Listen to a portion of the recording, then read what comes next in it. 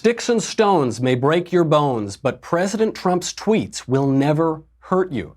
A leftist terrorist tries to blow up an immigration center in Washington, but the mainstream media black it out to cover more Trump tweets. We will examine controversies and non-controversies. Then a former ICE director roasts AOC, and men attack actress Scarlett Johansson for suggesting that she can pretend to be other people. All that and more. I'm Michael Knowles, and this is The Michael Knowles Show.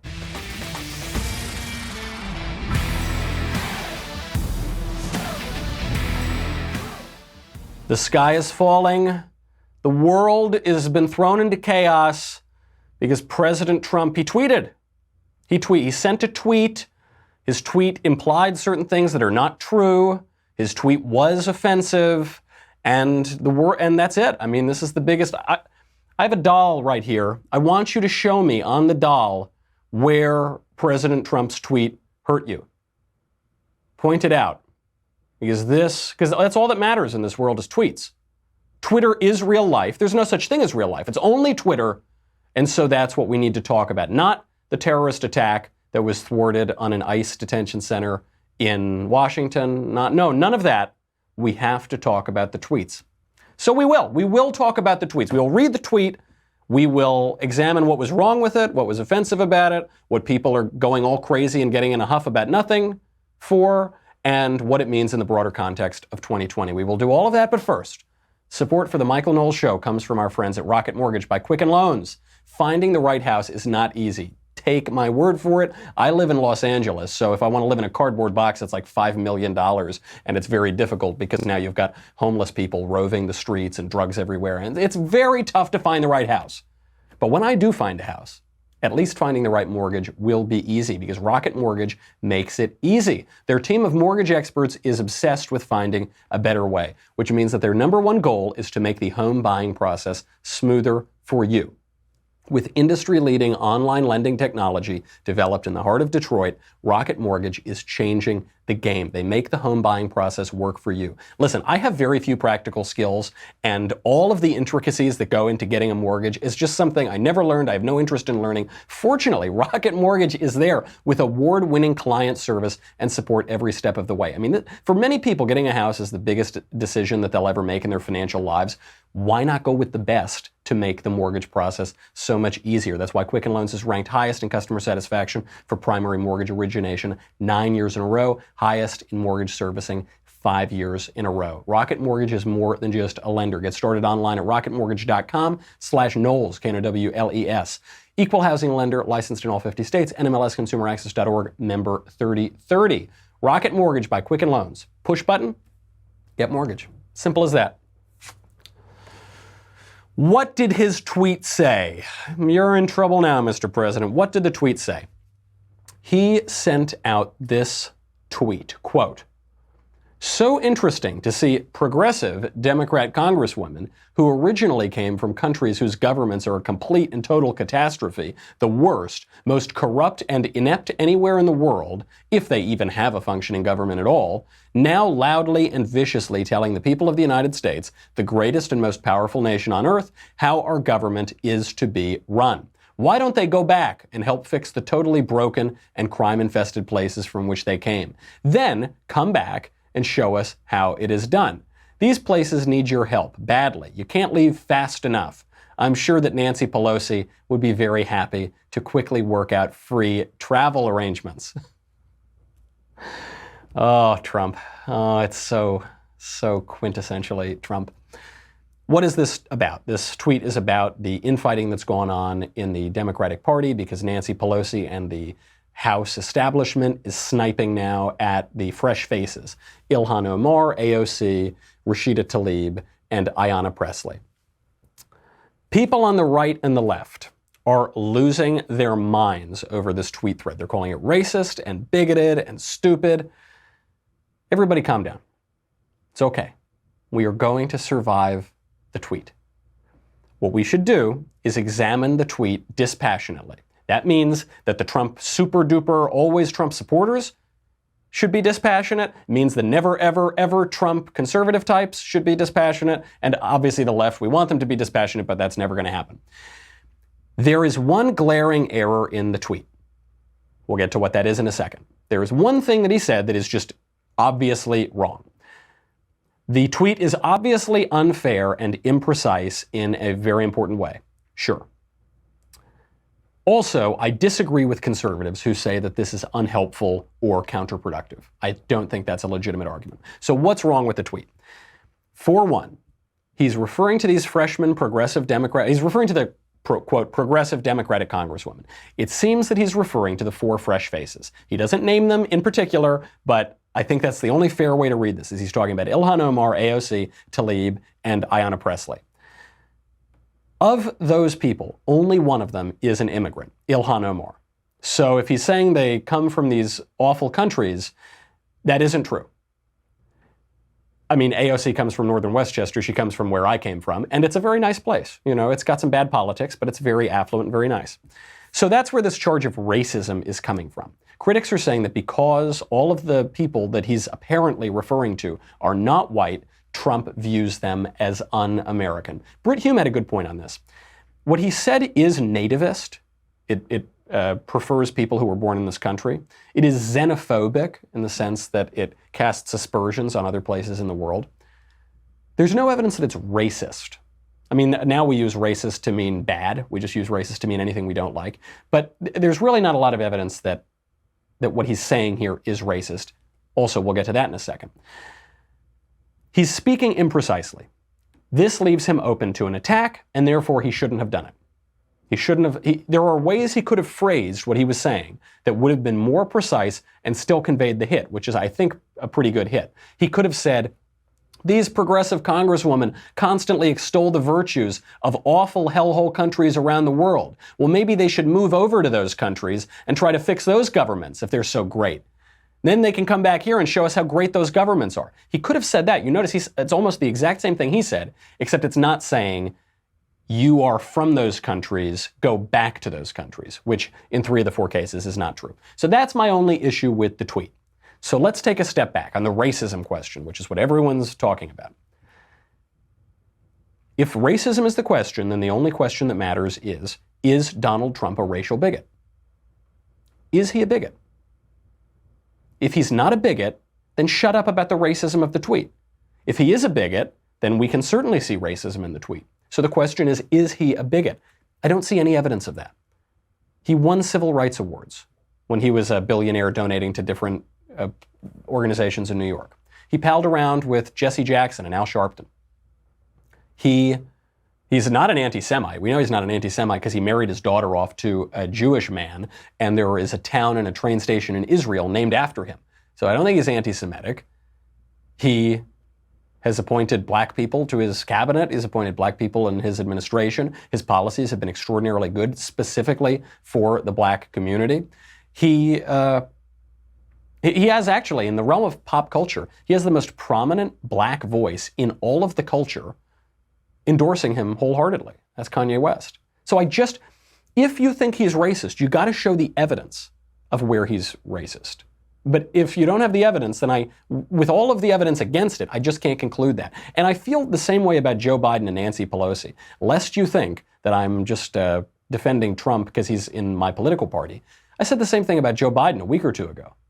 I said Joe Biden is an awful guy. There are plenty of reasons not to vote for him, but there's no evidence he's a racist. I said the same thing about Pelosi. She's an awful human being. I mean, she's truly just a demon destroying our politics. There's no evidence that she's a racist. And it's the same thing for Trump. There is just no evidence of it.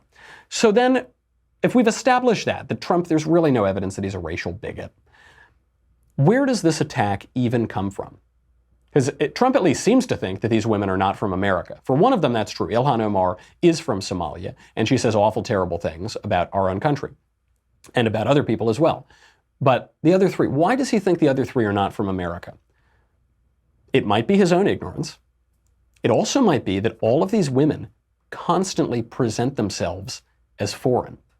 So you have Rashida Tlaib constantly extolling the fact she's the first Muslim, she's the first Palestinian American, the first Somali immigrant, Ilhan Omar, the first this, the first that, whatever. They don't say, I'm an American, I'm all American, baby, I'm apple pie, red, white, and blue. They don't. It's always that hyphenation. It's always talking about where they're from. I mean, this was in many ways their pitch to the voters. It was, vote for me, I'm totally different. Vote for me because the way America has been until the present is awful, and I am so different from America that I'm going to fundamentally transform it. They're saying things that are pretty weird. You know, Ilhan Omar was giggling about the word Al-Qaeda. She was saying that Jews can't be loyal to America. The only reason anyone would support Israel is because they're being bribed by Jews. Rashida Tlaib said the Holocaust gives her a calming feeling, and then she rewrote the history of the Holocaust. Here they are.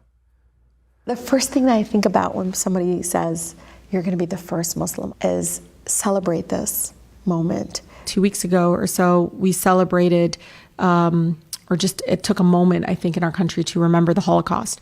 And there's a kind of a calming feeling I always tell folks when I think of the Holocaust and the tragedy of the Holocaust and the fact that it was my ancestors, Palestinians, who lost their land and some lost their lives, their livelihood, the human dignity, their existence in many ways have been wiped out, and some people's passport. I mean, just all of it was in the name of trying to create a safe haven for Jews. The thing that was interesting in the class was every time the professor said Al-Qaeda, he sort of like his shoulders went up, and he's in command here. Al-Qaeda, Hezbollah. He's an expert.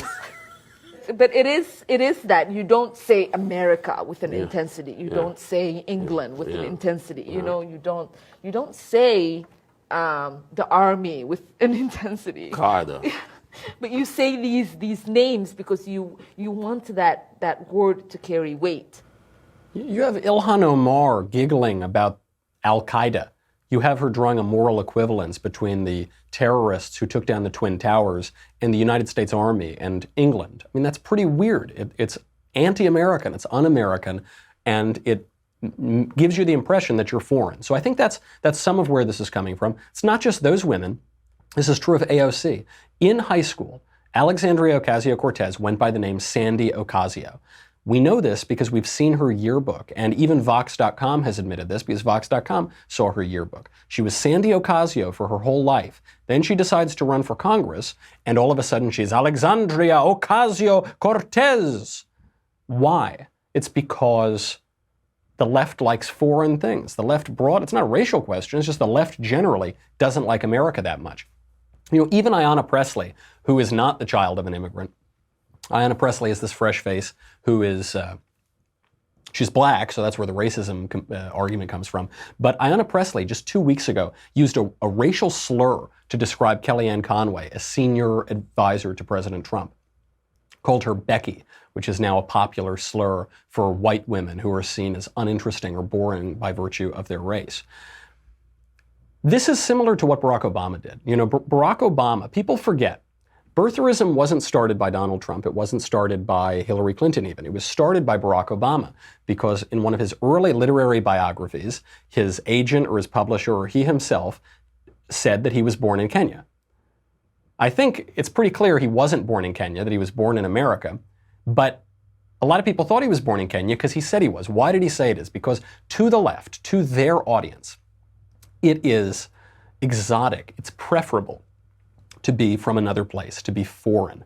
These people, to quote Barack Obama, want to fundamentally transform America. Also because the ideas that these people espouse, all the fresh faces, all of them, are anti-American ideas. They're foreign ideas. They're not naturally from the American political tradition. So I think that does explain a little bit of why he thinks that. Obviously, it's not true. 3 of them are not from foreign countries, but I think that's why. So President Trump then refers to the broken and crime-infested places from which they came. This is very similar to the hellhole countries comment that he made about a year ago. He didn't use the word hellhole, but it was a similar word. And this exposes the left's hypocrisy. It did it the last time, too. On the one hand, we're told America is the worst place on earth. We run concentration camps. Our government is the same as Nazi Germany. On the other hand, we're told that we need to let in millions of illegal aliens per year to come to Nazi Germany. On the one hand, we're told that it's racist and untrue to refer to other countries as hellholes. On the other hand, we're told that these people are fleeing countries that are such hellholes, that are so spectacularly horrific, that if we don't allow them to flood into this country 3,000 per day, we have blood on our hands because they're going to be killed by their tyrannical, illegitimate governments. It can't be both at the same time. You have to pick a lane. Now, what people are calling the strongest argument against this tweet, I think is actually the weakest. Because what some people are saying, okay, it's not racist, it's ignorant, it's offensive, it was stupid, he maybe shouldn't have said it. But the argument that they circle around is that tactically, politically, it was a bad idea. Because you had the Democrats already ripping each other apart, so when your enemies are fighting each other, don't get in the way. We should let them do it. We shouldn't give them a reason to unite against him. How did this start? Because last week, 2 weeks ago rather, Nancy Pelosi mocked AOC and the Fresh Faces. Said they had no political following, that it was all just Twitter stuff. But in real hard politics, no one really liked them, which is true. So then AOC called Pelosi a racist. Then the House Democrats' Twitter account called AOC's chief of staff a racist. Then some random blue checkmark leftist on Twitter, Bree Newsom Bass, called the House Democrats racist. And so it's just, you're racist, racist, racist, all until I don't know when. There's no ending to that. The argument here is to let the Democrats rip themselves apart rather than unify against Trump. Actually, though, we want the Democrats to unify. The Democrats are going to unify. By the 2020 election, they will be unified together. Remember how the GOP was totally ripped apart under under the nomination of Donald Trump? We were told that there's no way Trump could win. The party has this irreconcilable fracture. There is going to be a new anti-Trump conservative candidate. Bill Kristol's pulling away from the GOP. All that stuff. What happened? They rallied even around Trump. And they're going to do it again. So they're going to rally. The question is, who are they going to rally behind? Three options here. They can either rally behind Nancy Pelosi.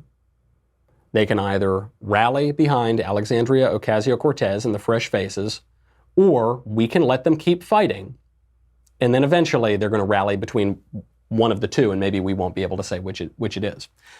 We want them to rally around AOC and Ilhan Omar and Rashida Tlaib and Ayanna Pressley. These women are extremely unpopular. They're very popular with the media. They are extremely unpopular with the American people. These young radical Democrats, according to a new Axios poll, AOC's popularity is at just 22%. That's her approval rating.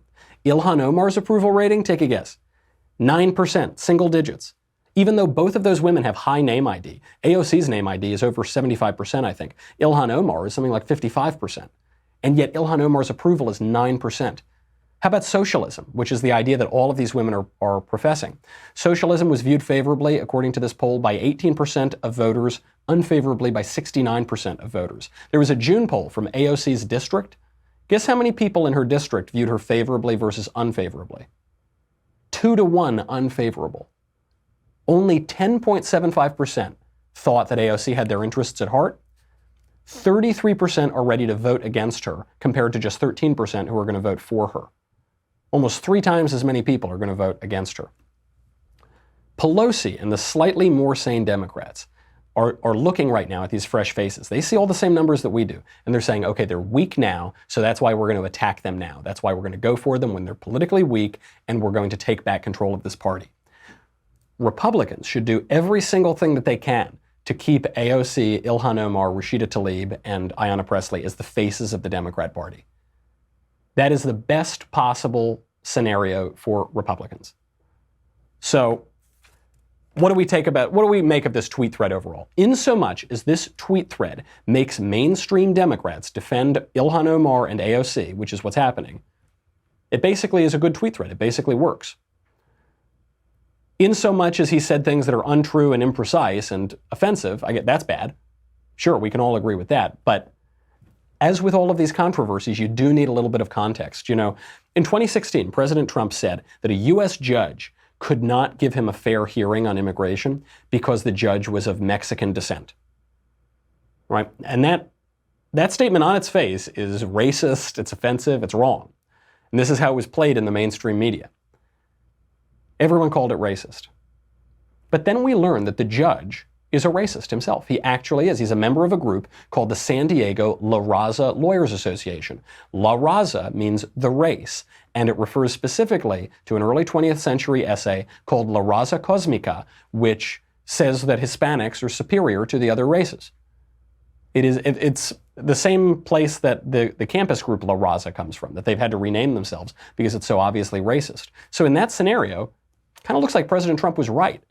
That Judge Curiel, is a member of a racist group, a pro-Hispanic racist group. So yeah, I guess that is an issue. Didn't have to be. I mean, if it had been any other Mexican judge, it would have just been a bigoted statement from Trump. But in the case of that judge in particular, no big deal. Same thing with Charlottesville. After Charlottesville, we were all told, the media said that Trump said there were good people among white nationalists and neo-Nazis.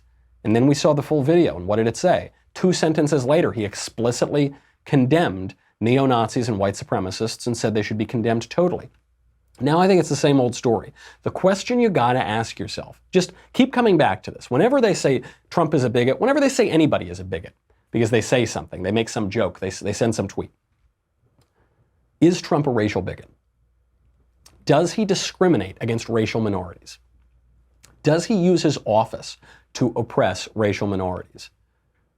If he's trying to do that, he's the most incompetent oppressor in the history of race relations, because we now have record low black unemployment, record low Hispanic unemployment. If you think he does harbor all these racial antagonisms, antipathies, and you think that he's oppressing people, prove it. If you don't think that, I wouldn't get so riled up over the tweets. John Stuart Mill, the philosopher, one time described the difference between the radical, now we might say leftist, and the conservative. And what the radical does is he sees any statement, any received opinion, and he asks, is it true? Is it literally true? Can I demonstrate that truth? If you apply that lens to Trump's tweet, then it's obviously false, because those 3 women are not immigrants. But the conservative, he points out, looks at a received opinion, and he doesn't ask, is it true? Can I prove it? Is it true? He asks, what does it mean? And I think if you ask, what does it mean? You'll learn a lot about the state of the Democratic Party. You'll learn a lot about these 4 progressive congresswomen. You learn a lot about the state of the country and patriotism and foreign ideas coming in. So I think we've talked enough about the tweets. We should talk about a real story at some point today. An Antifa terrorist tried to blow up an immigration detention center in Washington over the weekend. But you haven't heard about that because everyone's got to talk about tweets. 4 a.m. Saturday morning, an armed Antifa terrorist was shot by police trying to blow up an immigration center. Now, that came after a fairly peaceful rally hours before.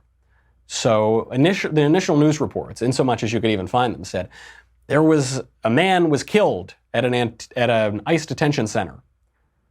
Then you found out the man who was killed had a gun. Then you learned he had explosives. They said, but we don't know the cause. We don't know what it was for. Then you learned that there had been an anti-ICE demonstration just hours before. We don't know. No jumping to conclusions about the motivations. I'm not Sherlock Holmes. I had a good hunch that this guy might be a radical left-wing protester and terrorist. Turns out I was right. The guy is Willem Van Spronsen, was Willem Van Spronsen. He called himself a proud member of Antifa. Those are the guys that knocked in the journalist Andy Ngo's head just the other day. They've attacked many other people. They attacked me with a squirt gun. This is a violent domestic terrorist organization. How has the left responded to them? Governor Jay Inslee, who is the governor of the state and a 2020 Democrat candidate, I guess. He's not like a real candidate. He's kind of like a Swalwell level candidate, but he's still in the race, so whatever. He said this, quote, "We know at this moment there is tremendous anxiety in our community. We knew there is tremendous anger about the inhumanity going on at the border. I know seeing children in cages, as we have seen, is extremely heartrending to all of us. I know at the moment we have to hope that we can remain calm." So he's basically defending the guy. He doesn't come out and say this guy's a thug terrorist, and fortunately we stopped him before he killed good Americans who were just enforcing the law and doing their jobs and protecting our country. That's what he should have said. And instead, he says, well, The children are in cages. Where was Jay Inslee when Barack Obama was caging children? All those photos, the popular photos that you see, they still use them. These are still the photos that Democrats use of the alleged children in cages. Those come from 2014. Those come from the Obama administration. I don't remember any of Jay Inslee's crocodile tears back then, do you? How about these other... I don't remember Antifa protests, terrorist attacks outside of ICE detention centers in 2014 under Barack Obama's watch, do you? No, absolutely not. But this is par for the course. I mean, we have been told now for weeks and weeks that ICE detention centers are concentration camps. It's like the Nazis. AOC has been saying this for how long? You remember on one of her stream of consciousness, Instagram, whatever they are, she compared the ICE detention centers to the Holocaust. The United States is running concentration camps on our southern border. And that is exactly what they are. They are concentration camps. The fact that concentration camps are now an institutionalized practice in the home of the free is extraordinarily disturbing. The United States is running... So concentration camps, that's what it is, right? I'm not going to blame her for this terrorist attack. The guy who tried to blow up this ICE center is responsible for what he did. She is encouraging it. She's not responsible, she's not guilty, not culpable, but she is encouraging it. We'll see how. We'll also see her just get absolutely destroyed by a former director of Immigration and Customs Enforcement. We'll see what's going on in Beto O'Rourke's flailing presidential campaign, and we will get to the greatest controversy of all, sparked by Scarlett Johansson and the transgender movement. And the question is, are actors allowed to pretend to be other people? We will get to all of that, but first, I got to say goodbye to Facebook and YouTube. Go to dailywire.com. $10 a month, $100 for an annual membership. You get me. You get the Andrew Klavan Show. You get the Ben Shapiro Show. You get the Matt Walsh Show. You get Another Kingdom. You get Backstage. You get test questions in the mailbag coming up on Thursday. And you get the Leftist Tears Tumbler. This is very important when you're watching AOC at congressional testimony, because here she doesn't have her people writing her tweets for her. Here she doesn't have everything perfectly manicured, so she just gets absolutely wrecked. And if you don't want to get caught in the flood, get your Leftist Tears Tumbler. Also, I want to mention, I was on my friend Candace Owens' show at PragerU the other day, so I think that just came out yesterday or today, and it was a great 45-minute discussion with her. You can go check it out on her podcast page, or on YouTube, or at PragerU's website, or just anywhere. Just Google it, man. Come on. It's 2019. You know how this works. Go to dailywire.com. We'll be right back with a lot more.